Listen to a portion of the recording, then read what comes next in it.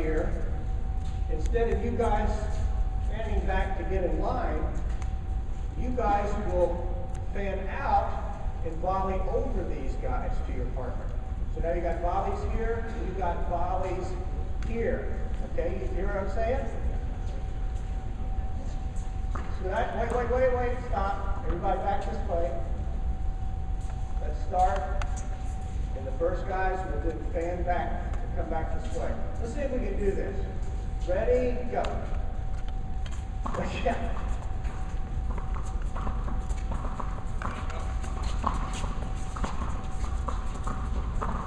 No ground strokes. There we go.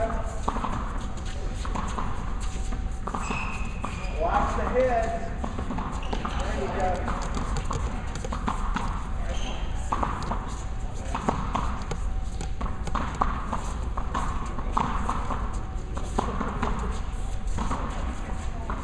And stop. That's pretty good. You know, it's actually pretty hard to do with that low compression ball. You see you guys back here really trying to hit it and launch it. Okay. I like that drill. I think it's a pretty good little coordination drill. And racket skills drill. We've done the plyometrics. Tracking. If someone was to say to me years ago, what's the hardest thing for a beginning tennis player to grasp, I would have said, well, you know, making contact with the ball and hitting the ball. But we just gave it a tremendous amount of research through their sport science, and they found that the most difficult thing is tracking. Now, if I was going to define tracking, or have one of you define tracking, what would that be? What does it mean to track the ball? Follow the ball when it leaves the racket.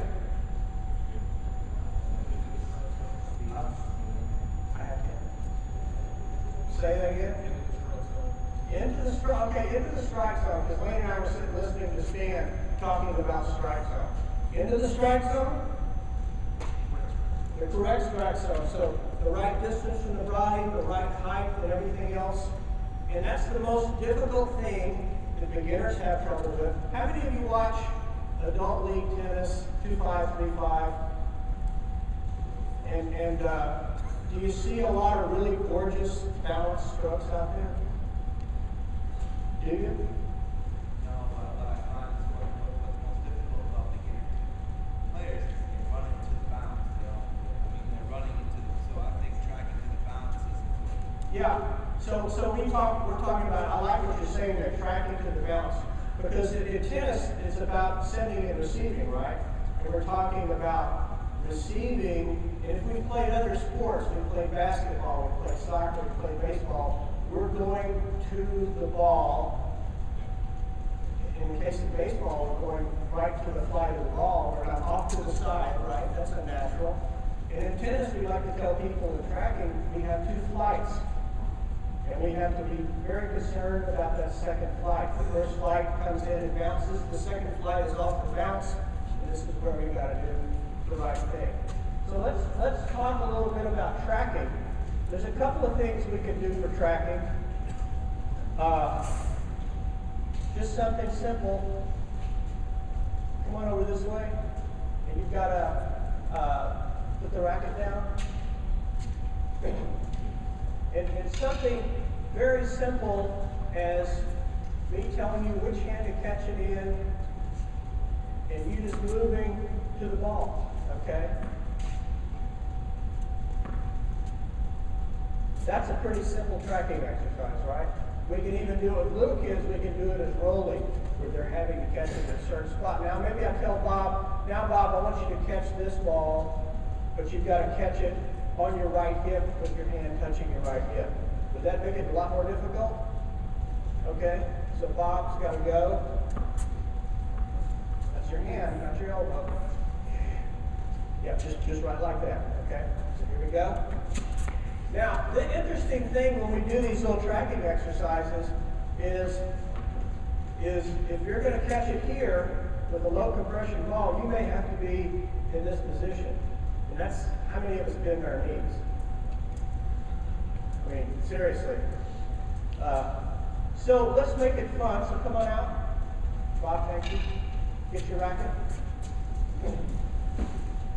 And then we just do something simple, is say, I want you to hold your racket in this position with your elbow and trap the ball on the strings with the other hand. So it bounces and you just trap it because your elbow can't leave, okay?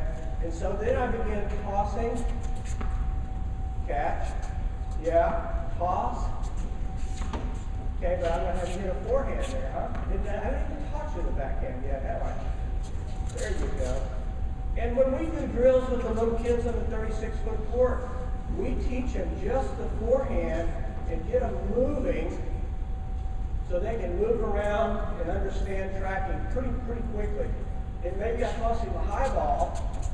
There, look at this. He's found the strike zone with good footwork. Coming forward, there you go. And so we can do little tossing drills with the kids. The wonderful thing is you can have 25 kids out here in a partner situation and then working with one another. And the coach is walking around, being the orchestra leader, figuring this whole thing out. So that's a simple tracking exercise. Set that down. Let's see, look at the young guy. Gary, put your racket down and everything. We do this with the kids sometimes too. All right, you got to get this on the first bounce, Gary.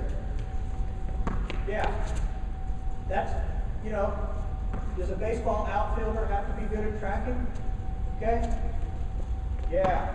And we tell them which hand they have to catch it in, or which side of the body. We can do something simple like that. Or even something like this with the little bitty kids. They love that. I would do this with the little bitty kids and give them a cone. And have them run and catch the ball with the cone. Okay, thank you. Okay. Now, two more things real quickly.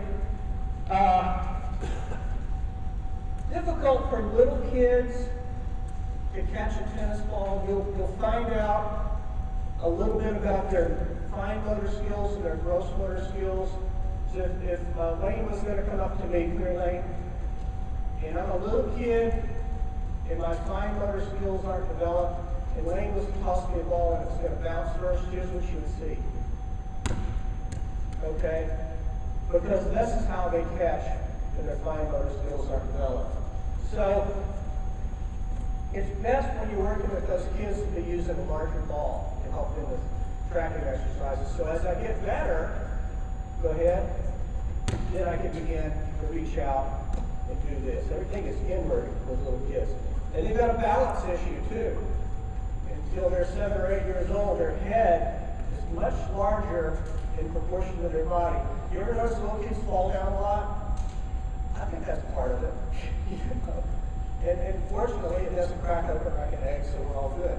All right, so this next tracking drill, let me get William, and let me get Gary, and we're on this area right here, this service box and this service box. Put your racket down. And now we're going to play tennis without a racket, and it's just tracking, okay?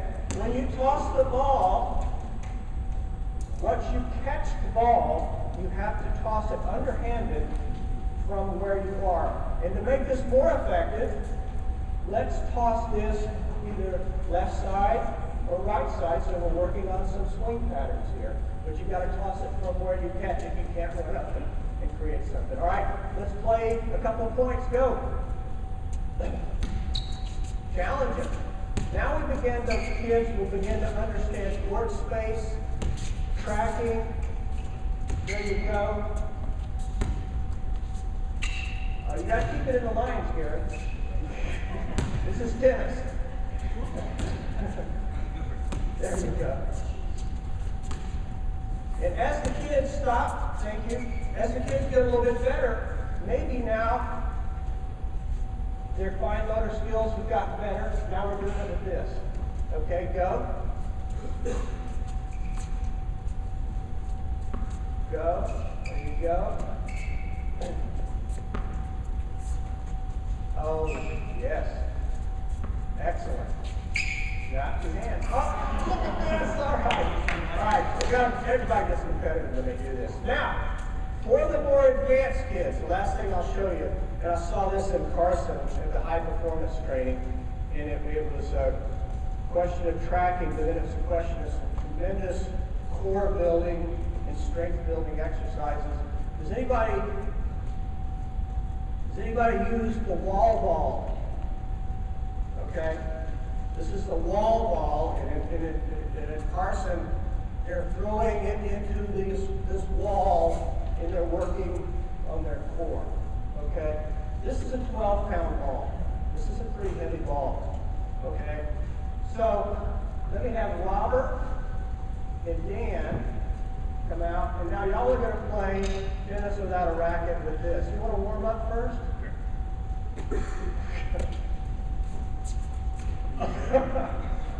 Give me that. There you go.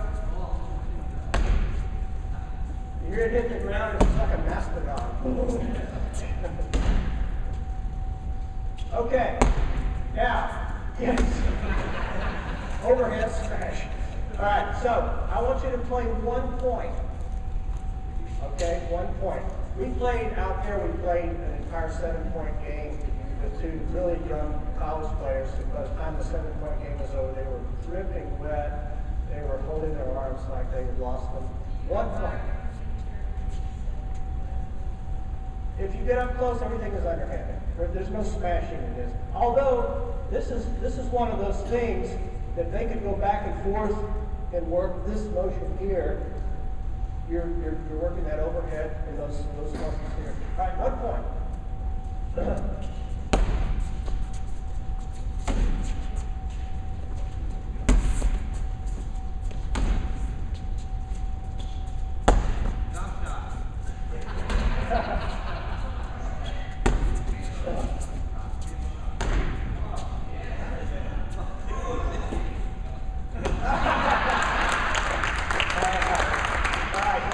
Bring your equipment back, okay? Thank you. And thank you. So when we work, what I hope that we got out of this is that we have stuff that we can do with little kids that will develop agility, balance, coordination, and strength, but it can be fun. And that's the main thing. Look, if they're 7 and 8 years old, and you've got a kid who's tremendously coordinated, and a kid who's not tremendously coordinated, and you've got a big group, you've got to work to help the great kid, but you've got to work to the level of the not-so-great kid. And in those situations, what I find is I will take the great kid, the great natural athlete, and we don't know a lot about talent ID before 10 years old or before puberty because the body changes afterwards. But we can take those talented kids, those other little kids look up to, and we can have them become mentors and helpers. Look, I want you to go help him, and I want you to work with him and that sort of stuff. So we keep these cliques from forming in the groups and that sort of stuff. So we want to make it fun, but who was it that said earlier, Stan made the comment, that so-and-so was just a really good athlete. Is it being a good athlete an advantage in this sport? 40 years ago, was it as much of an advantage? The game was a lot different than it is now. And I think that if we want to create a complete player, we want her to have fun, we want to keep them in the sport, I want you all to arm yourselves with as much of this information as you possibly can. Coming to these workshops, and I see a lot of new faces here, and I love seeing the U30s here, and maybe the old 30s as well. But a lot of this stuff is available through Mike Barrell's website. A lot of this stuff is youthtennis.com. A lot of this is Tennis Play and Stay, which is the ITF website. So this stuff is all out there.